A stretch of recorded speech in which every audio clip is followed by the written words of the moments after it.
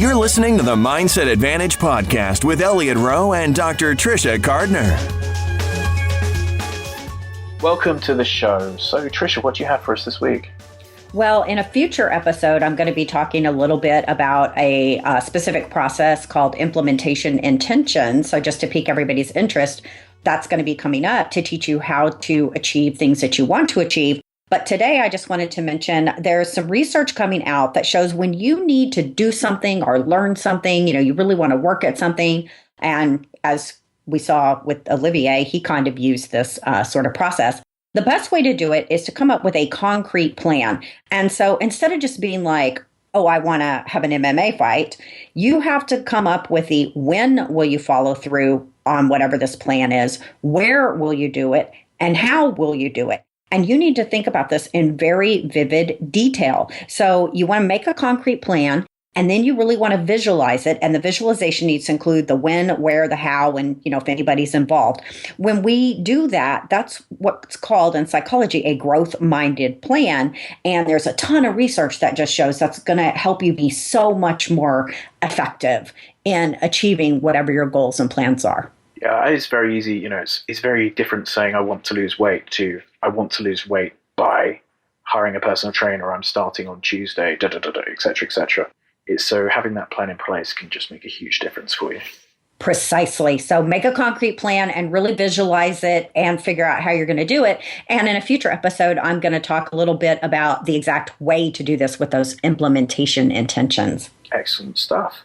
And I'd like everyone to keep your eyes open. I'm going to be launching a volume video course soon, a modular series to help you improve your mindset and volume at the table, also with homeworks to do and other MP3s. So check out that. It'll be available in the next couple of weeks. Now, today, we've got Olivier back on again, number 3, to talk about the fight, his preparations, how he felt it went, and really just to answer some of the questions that have been put out there by the poker industry. So let's give Olivier a call. So, Olivier, welcome to the show. Congratulations on the fight. Thank you very, very much. Now, obviously, we did the show last time where we could talk a bit about the fight and the training and things. But last time around, we probably couldn't give as much information out about the whole project, how you were training, and sort of what we were really expecting from you. So do you want to sort of start to share more of that information now? Sure. I mean, I the first thing I'd like to do is just kind of direct people to my blog that I wrote, because I wrote a blog just about a little bit about why I did the fight, which we talked about in the interview. And then I was thanking a bunch of people, including you, Elliot, who helped me along this way. So, yeah, I mean, pretty much the key to my training, I mean, I think, my strength and conditioning training was important. There's no doubt about that. But the key to my training was my good friend, Joe, had trained Brazilian Jiu-Jitsu with a man named Tito Hartz. And Tito runs a gym in the Bronx, and it's a gym. It's an MMA gym. It teaches Thai boxing and Brazilian Jiu-Jitsu for kind of normal people and young kids after school. But it has a competition team of young guys who train and compete, both in BJJ and Thai boxing and MMA. And I was lucky enough to train with, obviously, Tito and mainly 4 members of the competition team, Lewis, Ross, and then 2 twins named Brandon and Christian. Brandon and Christian were there every single day that I was there. Lewis and Ross were there kind of when they had time. So Brandon and Christian were the main guys that I trained with, and they were just incredible. I mean, it was a little bit tough for me because my schedule included being in Toronto to play online and then traveling around and playing live tournaments. But whenever I was in New York and whenever I was able to train, they pretty much just set up private instruction for me, where for 2 to 3 hours at a time, it was just the entire training was about me and for me. And just to give you, like a sense of contrast, I went to, every once in a while I would go to just a normal Brazilian Jiu-Jitsu class at the gym. And, when you go to a class like that, depending on how many people there are, this is a small gym, so the class might have 6 or 8 people in it. You basically you do a warm up, you have a partner, and then, they go through a move or a drill, and then, you drill on your partner for 2 or 3 minutes, and then your partner drills on you for 2 or 3 minutes. And, you do that for the majority of the class until it's time to roll, and then you roll. You roll with a couple people, and that's it. That's the class. So in the drilling, you're really only drilling for half the time. And there's a warm up at the beginning and then you're rolling at the end. So, I mean, that's what class looks like. In the private sessions that they created for me, they would have members of the team sub in and out while I drilled constantly. And it was just like, and each time, obviously Tito was there watching, critiquing, helping. And then each person that I'm drilling with is also not only aspires to be a professional fighter and will be, all of them are going to be very, very good pro fighters, but they're also all have the dream of opening up their own gym and becoming, like Tito, like a coach, a professor, an instructor. So, they're like practicing instructing on me. And some of them already do instruction. So I'm getting constant instruction combined with, honestly, love and support and encouragement. Everyone like bought into the idea. They were so like excited to be a part of it and just like allowed me to become a member of their team and their family. And it was just a really, really special experience for me. It turned what originally had been thought of in my mind as a solo experience and journey into a partly collaborative one. And that was an incredible surprise and just like a really special aspect, unanticipated aspect to this process. Now, when you showed up to the gym, and you initially said, hey, I've got this bet and I've got this idea, how did they react to that? Did they react like, okay, we can get you set up immediately? Or was it with a little bit of like skepticism? So the first thing I would say is there's only one person that really matters, and that's Tito. He's the patriarch. He is the guy that makes all decisions, and everyone kind of follows in line with him. So my connection to Tito was through my friend Joe. And Joe has become one of my best, if not my closest friend. He had trained in jiu-jitsu with Tito a few years back. Joe had gotten to a relatively high level. Joe was a purple belt. Tito was a little higher than him, continued to train, and Tito is now a black belt and probably should have at least a couple stripes. So Joe had introduced the idea to Tito, but when I got to the gym the first time with Joe, Joe didn't communicate it that clearly. Tito was like, wait a second, you just want to like jump on my team and become a professional fighter? And I was like, no, Tito, no, that's not what I want to do. I was like, I'm a poker player. He was like, okay. And I have a bet with another poker player and it's to fight in an MMA fight. And I have 6 months to train and I've never trained before. And he was just like, he thought about it and he's like, all right, this sounds cool. He's like, I think we could do this. He's like, I'm going to make you my pet project. And, I think, and he's like, you're going to come in tomorrow and you're going to show me what you got and we're going to see if this can work. And I was like, well, what does that mean? I was like, what does he mean by that? So the next day I went in and like we do this warm up and like the warm up takes a while because like I have to learn all these different little warm up things and like it takes me 6 months to learn them. But, they give me little instruction on all these things. And I'm like, okay. And then we all line up against the wall and he's like, all right, guys, let's go. And I'm like, what do you mean, let's go? He's like, we're going to start from standing and take it to the ground. And he's like, and then you just like go until you like submit or win or whatever. And I was like, wait, what? I was like, dude, I've never done this. Like, I don't know anything about jiu-jitsu. He's like, I know. And I was like, I was so assuming that we were going to have some like beginning instruction. He was going to like tell me some basic stuff, like tell me some positions. Like he was just like, go. And it was all with guys from the comp team. And I was like, these guys look like killers. Like, what the fuck are you talking about? And so I started to go. I didn't know what I was trying to do. I didn't really know what to do. And they were like, these are all blue and purples and like high level blues and purples. And I did my best, I just the best you can do, and they were kind of playing with me. He gave them some rules so that they wouldn't like sub me right away. And I think he just kind of wanted to see what kind of athlete I was, what kind of conditioning I had, what my physical instincts were, and a little bit like where my heart was at, like whether I was just going to give in or give up or like be a bitch or whatever. Mm. And he didn't say anything after. He wasn't like, great job or like you passed. He wasn't anything like that. He was just like, okay. And then we just went on with the class or went on with the session or whatever. Then the next day, I go in and he's like, okay, get your big gloves and your shin guards on. And I'm like, what? I'm like, first of all, I don't have shin guards. He's like, okay, you can use these. And I'm like, what are we doing? And he's like, we're sparring. And I was like, what? I'm like, really?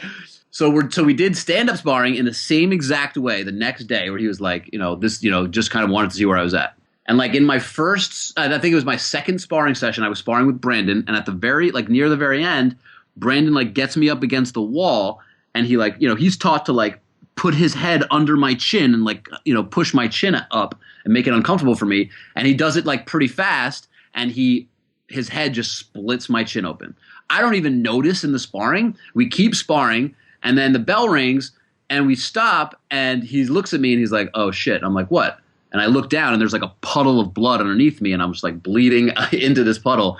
And I was like, oh, this is great. And I thought to myself, like, I was embarrassed, like maybe I did something wrong, or maybe like this is proof that like I can't handle this. But that's all nonsense. It was just like a freak thing that was like uncommon, and they were just like, don't worry about it. Like this doesn't really happen ever, but sometimes it's possible, whatever. I had to go and get stitches, and then I couldn't spar for a bit, which I don't think he was planning on having me spar anyway. And then from then on, we started learning. I started learning, but sparring was an integral part of the process. I mean, we would do ground and pound sparring after pretty much every single session, and stand-up sparring at least once a week. And then we just went from there. And one of the things you spoke about there was, what sort of athlete you were before. And obviously on 2+2 and Twitter, there have been all sorts of allegations because of the shape you're in. Do you want to talk through, the weight you were when the bet was set, the way this worked out? If you sort of talk through that for everybody. Yeah, so there's actually a lot to say about the weight because, so first of all, when we made the bet, I was about 185 pounds. And I said to JC, I said, look, I don't want to lose weight for this project. And that was honestly out of ignorance and vanity. I had gained a bunch of weight in the last couple of years, and I thought I looked like pretty good, and I didn't want to like lose the body that I had built. So, and I'm being completely honest. Yeah. And I had no idea. I don't want to say I had no idea, but I didn't realize that this process was likely to make me at least be difficult to gain weight and possibly lose weight, and that my ideal fighting weight would be considerably less than what I was at. Like, I think I would probably fight at welterweight at 170. Maybe I would have like a 5-10 pound water cut, but I would probably walk around in the low 180s. And so the original terms were 185 to 165. Those were the original terms that we had tentatively agreed on. So my exact weight to what was at the time a weight that was like, I think 10 pounds heavier than where he was at. I think he was at like in the mid to low 150s when we made the bet. So he had to gain 10 pounds, which I now don't understand how he did, because he didn't just gain 10 pounds. He gained like 17 pounds or 18 pounds and then did a water cut at the end. So I don't know how he got to 173 from 155. I don't know how he did that. But also because he was in pretty good shape. He looked like his cardio was good. But I was like, that was the original thing. That was the original term. And then throughout the negotiation, I felt like I had a little bit of opportunity to get better terms. I originally wanted to try to get to 190, and then I compromised between 185 and 190, and that's how I got to 187.5.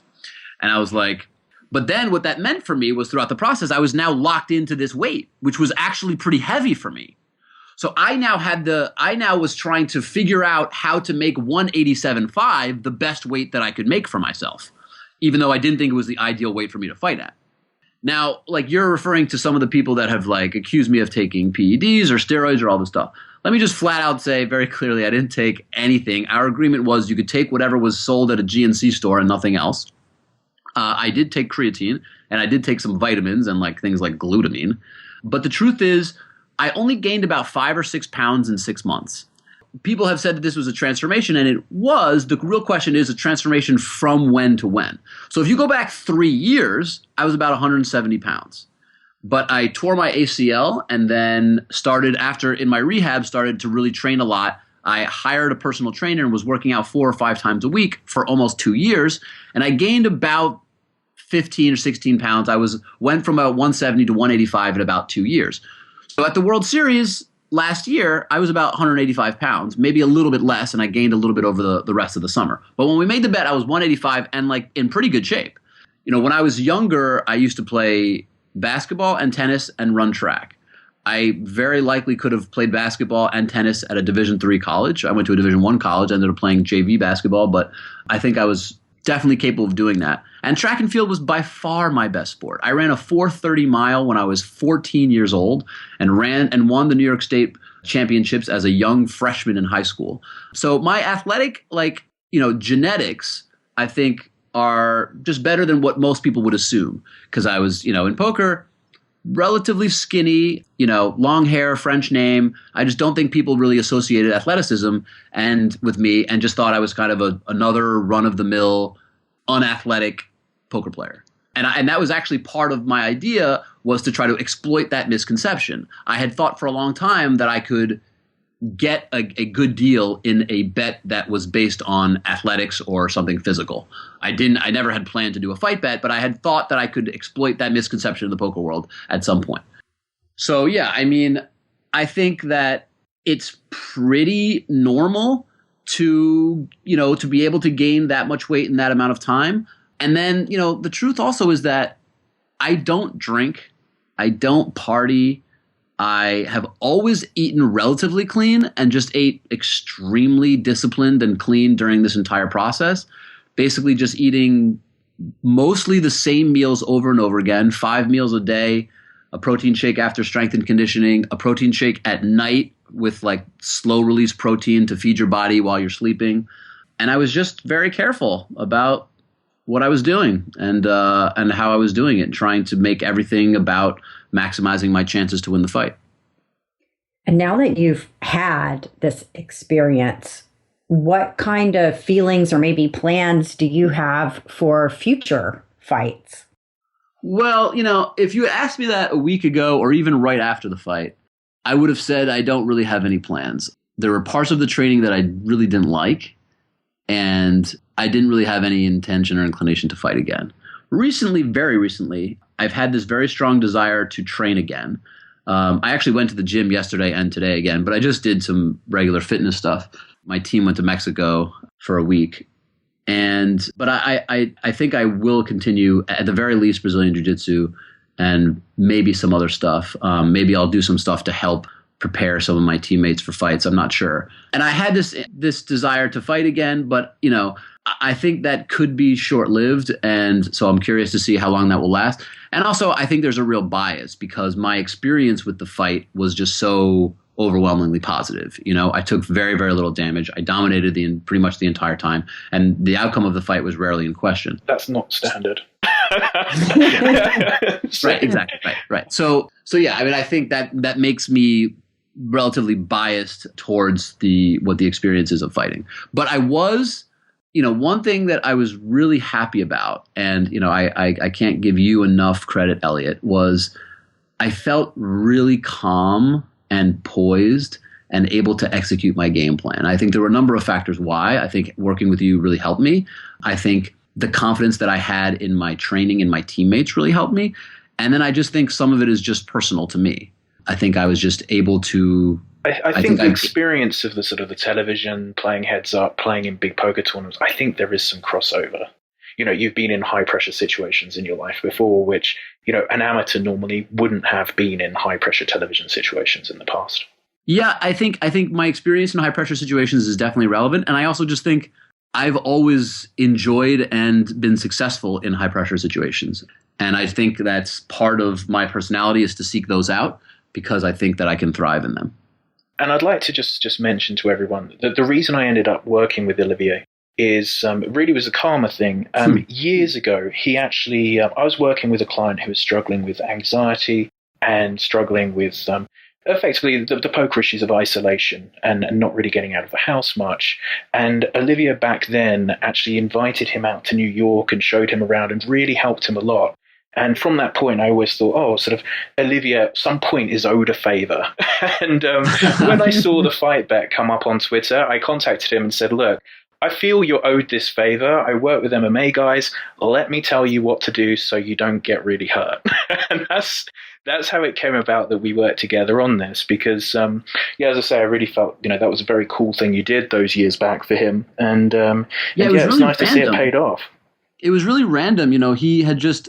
I guess it's funny because I wrote a blog about this fight and I haven't written a blog in a few years, but I had written a blog before that about just my own experiences and struggles with playing poker for a living. And I think he identified with some of the things that I had written. He reached out to me, and a number of people had reached out to me, but for some reason, his message just really resonated and connected with me. And, I was married at the time, and my wife and I, we just decided to invite him to come, and we had a really, really special time with him. He's a really great guy, and it's just so not random, but just so incredible that was what ended up leading you to me. But yeah, it worked out pretty well, I have to say. It's such a small world, and it's kind of interesting to look back at the path you've led, and, we've all led, and kind of how things turn out in these kind of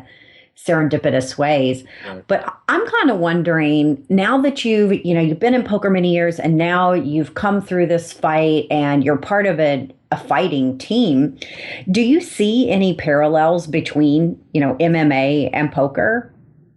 So I would say, first of all, I think there's somewhat of a connection between MMA and poker, just, if for no other reason, just because it appeals to young men. There's obviously a lot of risk involved in both. Pressure. It's kind of off of the traditional path. They're both kind of alternative ways of living, and things that kind of everyday people think are both kind of crazy. They're like, you play poker for a living or you fight for a living? Like, both those things are just like kind of crazy to people. For me, one of the things that I wanted to do was I wanted to try to apply my, what I thought poker had taught me in terms, not just poker, but poker along with other things had taught me in terms of my belief about achievement. I think success and achievement are things that don't come just like naturally or easily or randomly.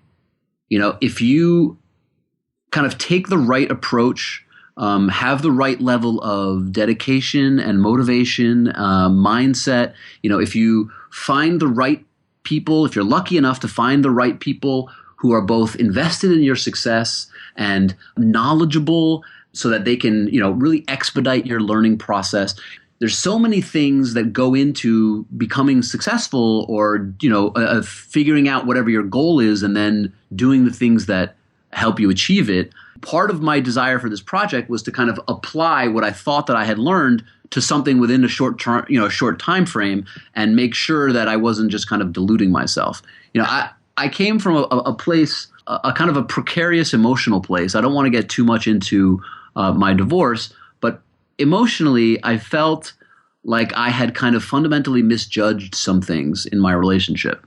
And part of this process, and part of the achievement that I feel, the success that I feel now that things have played out the way that they did, was that I was able to correctly assess the situation. I came into it with an accurate level of self-awareness.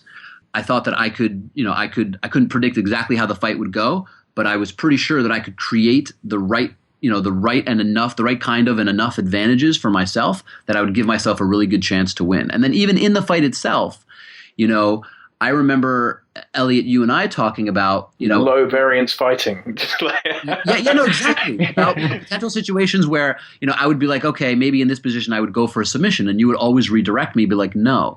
And you were 100% right. There were a number of situations in the fight where, in maybe a normal sparring session, I might have tried something a little bit flashy or go for an armbar. Out of the ordinary, tried to end the fight quickly, and might have succeeded, might not have, but would have essentially taken a risk to lose a dominant position. And I was just like, I'm going to play really high probability fighting right now. Well, we were just basically saying, position above submission, sit on top of him and punch him in the face, and don't risk position for anything.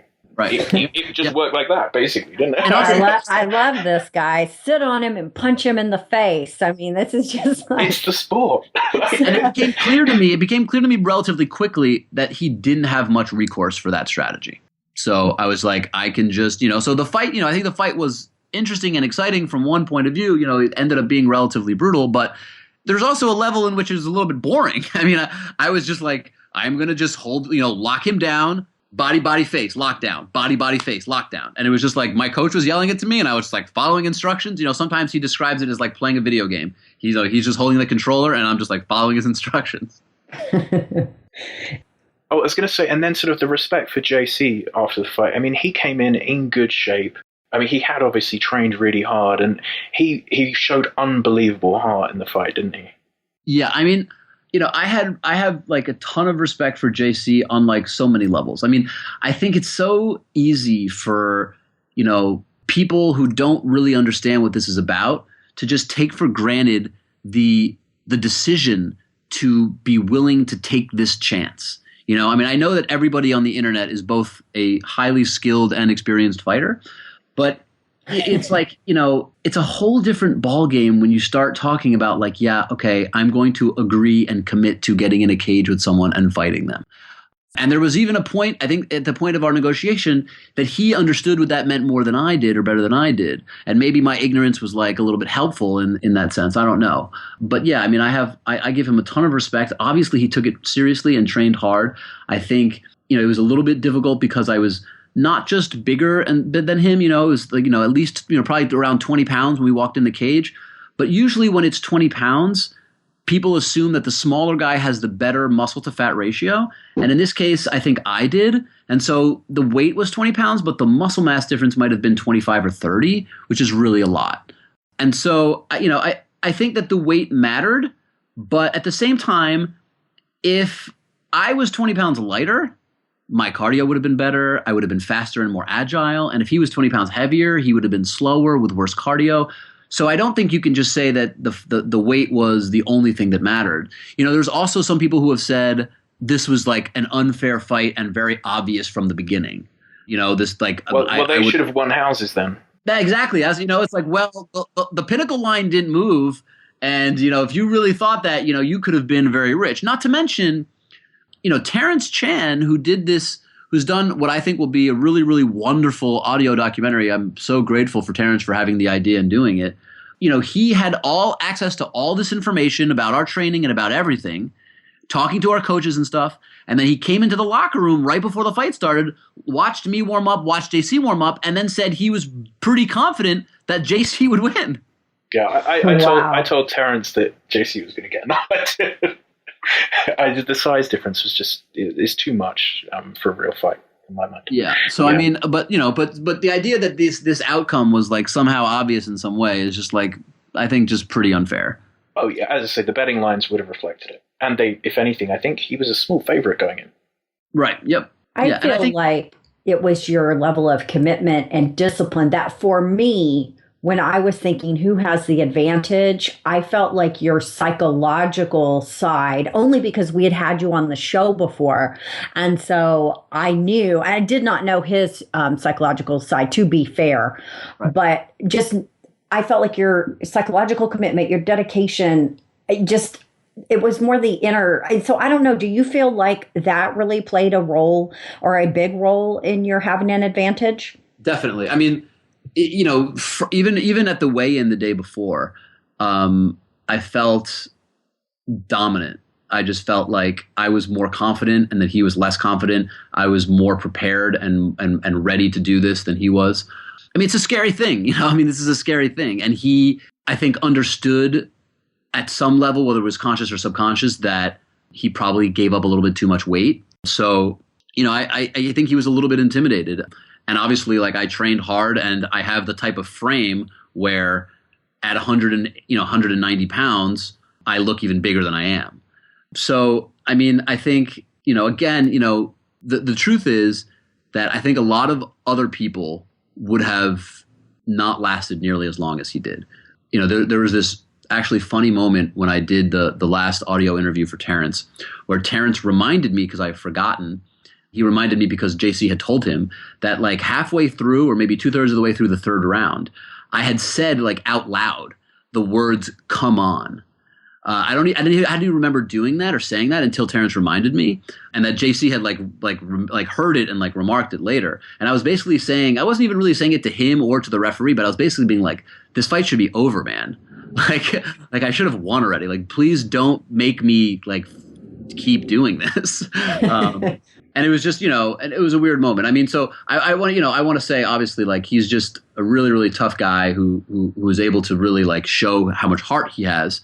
And at the same time, when the fight was over, obviously I was very, I had this mix of emotions. I was I think the number one was relief and release. I felt like just lighter and like this thing was over. Obviously, like joy and pride and happiness. And then I felt, this natural, I think, adrenaline dump where you're just like emotionally like just like done.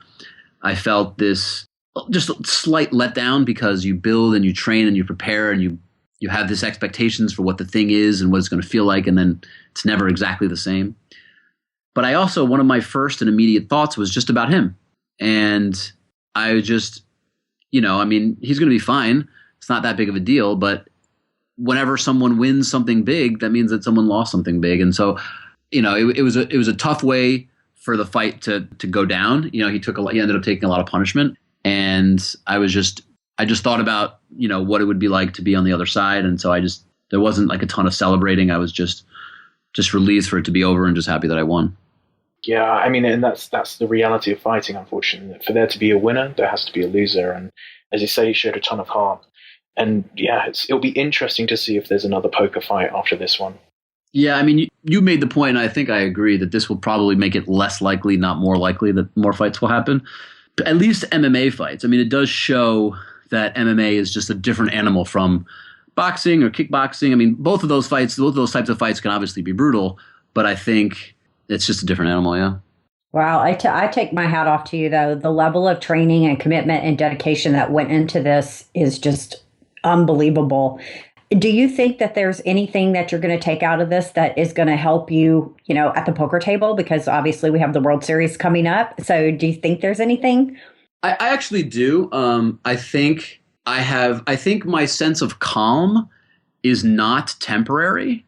And not specific to the fight. I think I will just be calmer as a person. I think I've learned that's part of what I've learned. And I think I will have a different sense about me as a physical person. So I think it probably won't do too much to my online game, but in my live game, I wouldn't be surprised if my live table presence is a little bit different, a little bit more confident, a little bit more, I don't know if intimidating is the right word, but having a better sense of myself in a physical live situation. And one of the other things, obviously, the amount of side bets that were going on this. Oh, yeah. And, your thoughts on that. I know you'd sent out a tweet, I think, during the PCA saying one of the best parts will be some of these people betting against me losing. I mean, how do you feel? Wow, you really brought that up, didn't you? Yeah, I mean, it's interesting because, this for me, I think actually comes back to something that I've felt since kind of the beginning of my poker career. And that is that I felt a level of kind of condescension and arrogance from the elite poker community, pretty much to the effect of like, yeah, sure, like this guy has been successful online, but he's essentially playing this like nonsense version of poker, which is heads up, sit and goes. Like it's not like the real thing. He doesn't really know what he's doing. And like, sure, maybe this guy's had some live success, but like anybody can have live success. So like the people who really like, so the impression is like the people who really know what elite poker is kind of like are not really like, have never, really believed that like I belonged in that group. And I think there was a part of that biased some people towards having a general view about me that was, I think, underestimating. I don't really have much of an opinion or a care about whether I'm like some elite poker thinker or not. I have a ton of respect for the people at the top of the game in poker. And I don't think my theoretical like understanding is at the level of some people. I have no problem accepting that. But I did feel like I had a little bit of extra motivation to prove to some people who were doubtful. And just as like an example, so like, I think it's pretty clear by now that like Jason Mercier was one of the people who made a lot of money on the bet. And Jason sent me a list of the people that he bet with. And the list had like 14 people on it. Jason was on one side and there were like 14 people on the other. And I think everybody that I know that made some real money from the fight were people who were essentially just bet on me as a person. And that was inspiring and confidence instilling for sure. And I really appreciated it. But I think, it just goes to show that, sometimes the sharp money in poker can be susceptible to groupthink and can make some mistakes.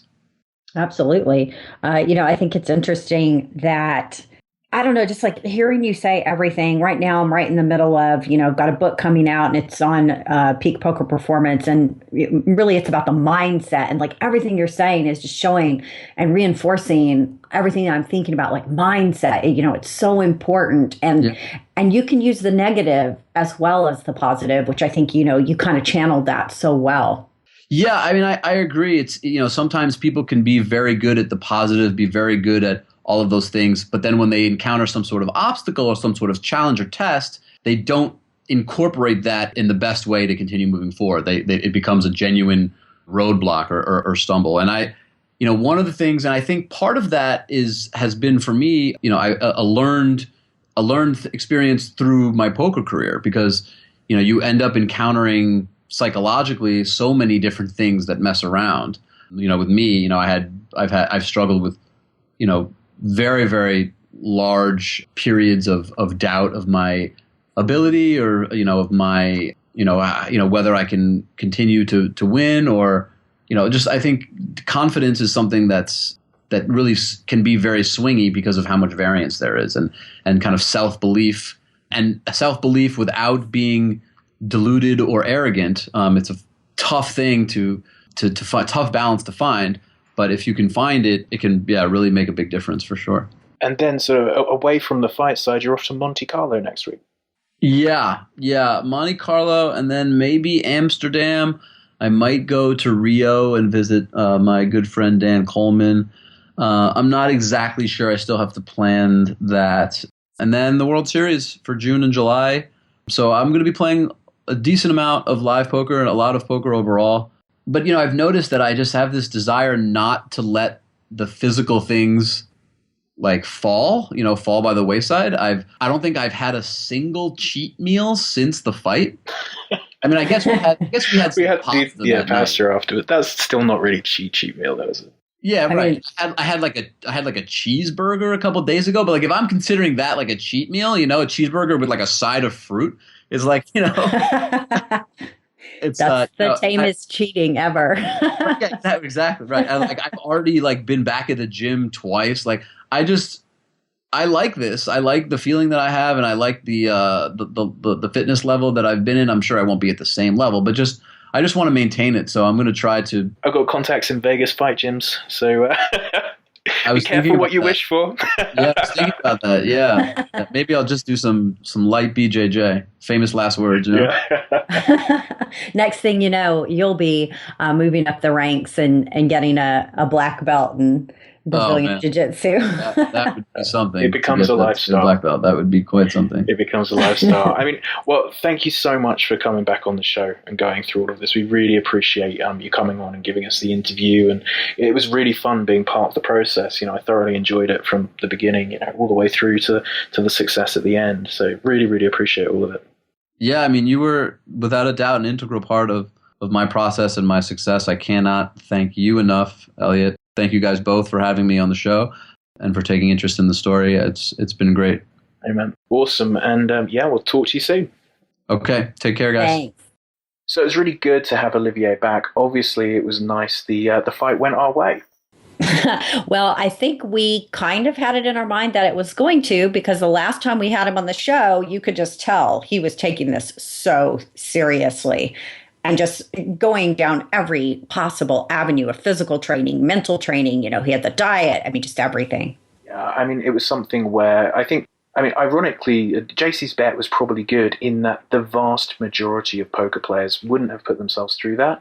And I think a lot of people would have actually pulled out before the fight if they'd never trained MMA before. It was just the case that Olivier was, happy to go through it, and also really gave it, he treated it like a job. And how great was it that you were able not only to provide the hypnotherapy, but because of your background in fighting, you were able to even give him a little bit of fight coaching, like when you told him, do the low variance fighting and all this kind of stuff. Yeah, it's very rare that the two parts of my business come together. So you don't get too many UFC fighting poker players or poker playing UFC fighters. But for this one to come up, it was a lot of fun being able to work from both sides. Yeah, and it was great to see literally everything went absolutely to plan. He followed all of the things that we said.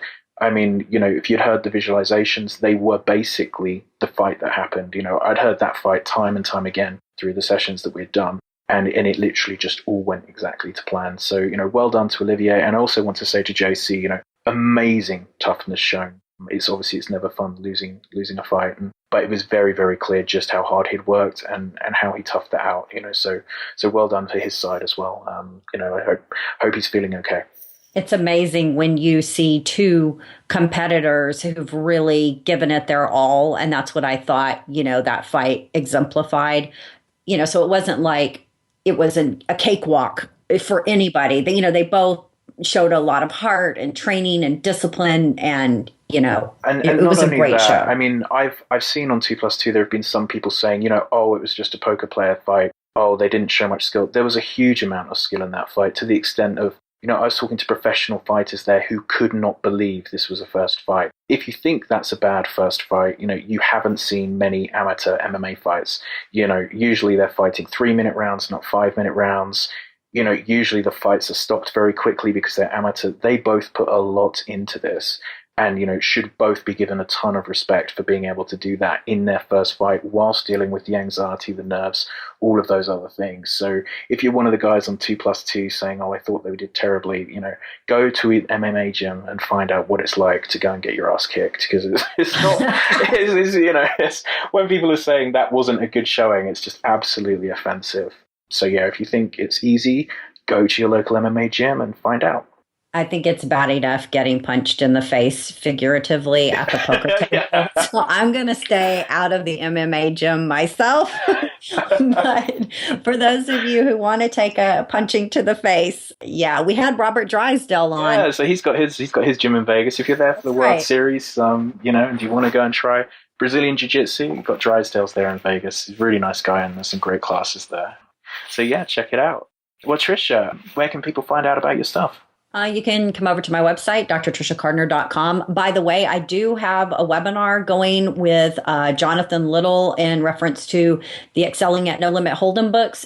So that's going to be Saturday. You can find out at hold'em.com, or wait. We'll put a link on the page. Okay, there's a link on the page. Yeah, obviously it's crazy to do the links, but find out about that. I'm actually doing a webinar tonight as we're recording this, which is a freebie, but the replay links will be going out for that. So we'll put the replay link up, and then there's going to be a paid webinar on Saturday, which we'll put the link up in the show notes for you guys. And Olivier's also said that we can put the fight up as well on the page. So on the page for this podcast, there will also be the fight video if anyone wants to watch that, and you can see what we've been speaking about all episodes. So check that out. And next week we'll be talking to Fedor about, I think, winning $5.5 million since we last spoke to him, and his new seminars that he's looking to run.